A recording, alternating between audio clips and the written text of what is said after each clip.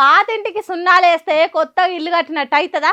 కానీ పునాది తీసి ఇల్లు కట్టింది మేమే అన్నట్టు చేస్తున్నదట కాంగ్రెస్ సర్కారు. ఇగో చూడుండ్రి, 20 ఏండ్ల నుంచి విలేజ్ రెవెన్యూ ఆఫీసర్ల నౌకరీ చేస్తున్న వాళ్ళకు మన సీఎం రేవంత్ రెడ్డి సారు కొత్త కొలువు పత్రాలు ఇస్తుండు.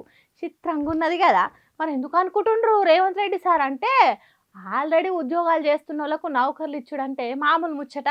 వీరులు శూరులైతేనే ఇది చేయగలుగుతారు. ఉత్తుత ముఖ్యమంత్రులకు సాధ్యం కాని పని చేసిండు మన సీఎం. ఇప్పటికే కేసీఆర్ సర్కారు ఉన్నప్పుడు ఇచ్చిన నోటిఫికేషన్లకు పరీక్షలు పెట్టి వాటికి నౌకర్లు ఇచ్చి తన ఖాతాలు వేసుకున్నాడు. ఆల్రెడీ 60,000 కొలువులు ఇచ్చినామని చెప్పుకుంటున్నారు. ఇగో ఇప్పుడు విఆర్ఓలకు కొత్తగా పత్రాలు చేతిలో పెట్టిండు. మొన్న ఉస్మానియా యూనివర్సిటీకి పోయి ఏడాది 40,000 కొలువులు ఇస్తామని చెప్పిండు కదా. మరి ఆ 40,000 కొలువులు ఈ విఆర్ఓ జాబులు కూడా ఉన్నాయా, లేకుంటే ఇంకేమైనా పాత నోటిఫికేషన్ల ఉద్యోగాలను కలిపి చెప్తారా అని డౌట్ పడుతున్నారట నిరుద్యోగ యువకులు. రెవెన్యూ డిపార్ట్మెంట్లో అవినీతి ఎక్కువైతున్నది, రైతుకు తెలియకుండా భూములు చేతులు మారుతున్నాయి అని ఆనాడు కేసీఆర్ విఆర్ఓలను గ్రామ పరిపాలన ఆఫీసర్లను అనే కొత్త కొలువులు పెట్టిండు. వాళ్లకు నెల నెల జీతాలు కూడా వస్తున్నాయి.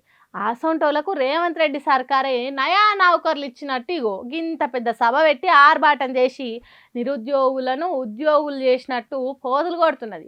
ఇది అన్యాయం. జాబులున్నోళ్ళకే మళ్ళీ జాబులు ఇచ్చి సంబరంగా చేసుకుంటే మరి మా సంగతి ఏందని అడుగుతున్నారు ఉద్యోగ నోటిఫికేషన్ల కోసం ఎదురు చూస్తున్న నిరుద్యోగులు.